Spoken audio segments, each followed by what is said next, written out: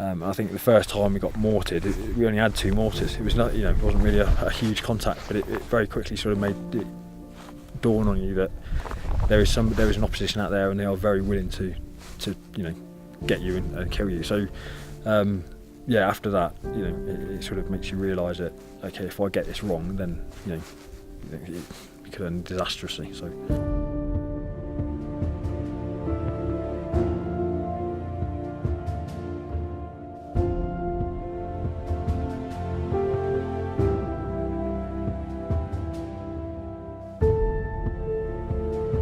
I think for me the principle behind 65 Degrees North is again born out of the Greenland crossing, and I think we saw the appetite that people had to support the project, to support the guys and girls who've obviously given a lot in conflict.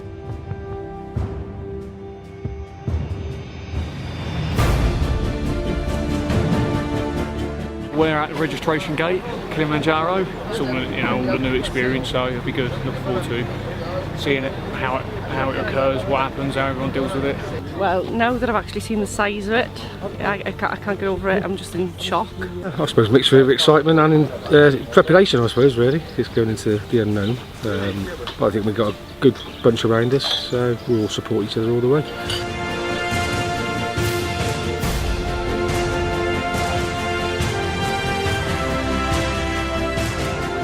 You might have a tough day, you might not have a tough day. Just be supportive of everybody else on the team, okay? Let's make it a team effort and let's get to the top.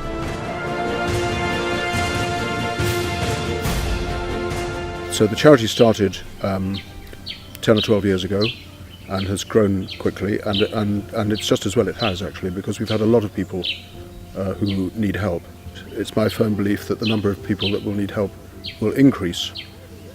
Not through the physical injuries, but through the psychological injuries. We've been working up in the area, a place called Maglai Finger. It was just a strip which was contested by all 3 sides. But then we went up there one day, and the mood had changed. We knew that when we was driving up, you could feel every town we went through there was something quite different. And I think that hit me hard, the fact that it was only 4 of us, and we had to, we forced away at gunpoint. Throwing mortar shells at us when we were driving away, and knowing you felt a failure really, because you'd left those women and children there, and we all knew what was going to happen. I knew that PTSD existed and stuff, and from school you read about shell shock and stuff. It's all the same stuff.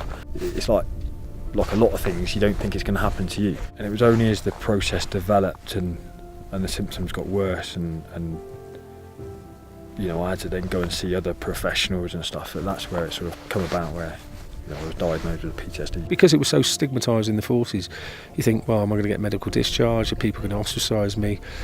And it's not just a job, it's a career, and you don't want to feel like a burden. We're all Marines, we don't get broken, we're men.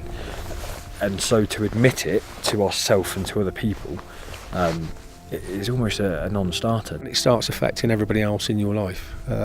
It has a snowball effect, and the tentacles go out, and it does tend to, once it starts hitting people you love, then you realise, right, okay, I've got to deal with this now. And I felt angry at myself, certainly guilty that I was feeling that way, and it was almost, because it's a male-dominant world in the Royal Marines, it was almost like a shame. You felt ashamed to admit something like that.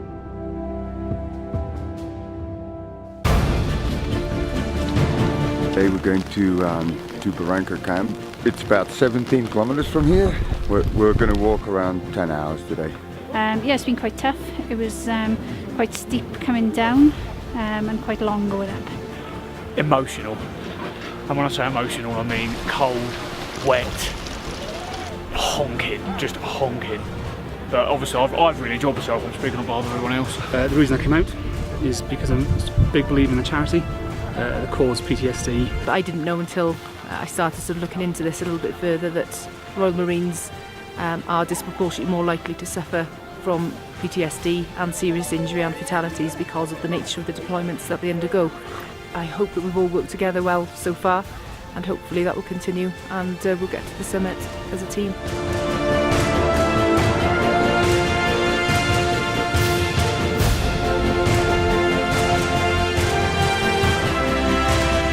just reached high camp, and I think that's 4,700 metres.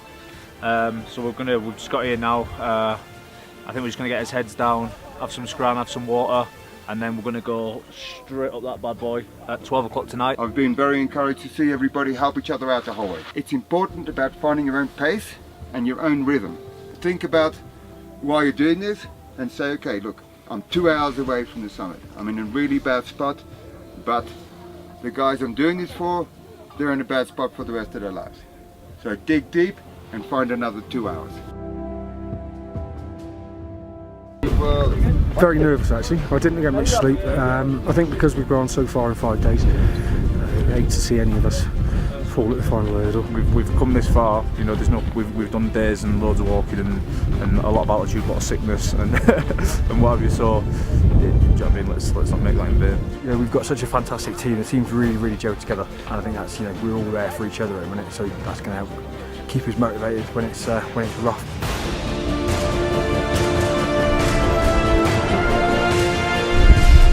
I think we're starting to see the signs of altitude sickness.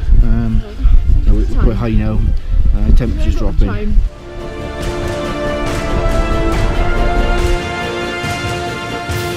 That just kept going on and on and on and on and on. Yeah, I think most of the team, if not all of the team, were in a bucket. But Jesus, to come up and see that, yeah, emotional, really emotional. People back home, people who supported me, and I wasn't going to let them down.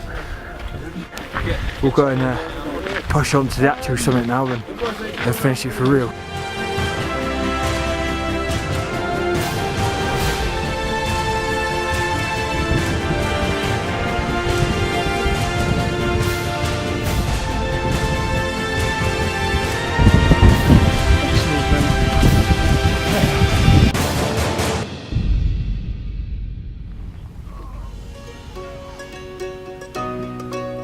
Yesterday when we summited Kilimanjaro was both the worst and the best experience of my life.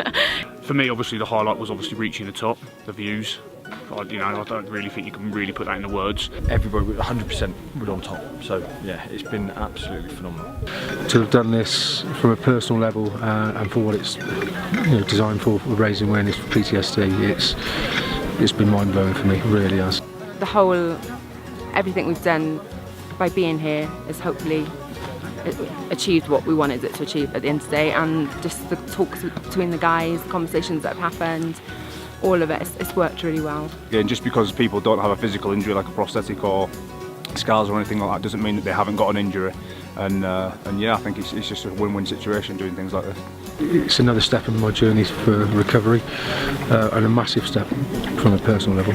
To me, it was quite emotional, because this team, a very special team, had come together in an act of humanity. It was not about the fact that they'd climbed a mountain, it was the fact that they'd come together as a team to work to assist in the rehabilitation of our injured troops. I don't suppose any of them thought they could do it when they look at it from here, and it's what, 20 miles away and 18,000 feet plus. But the look of achievement and happiness and pride that they'd done this not for themselves but of course for 65 degrees north. It was wonderful.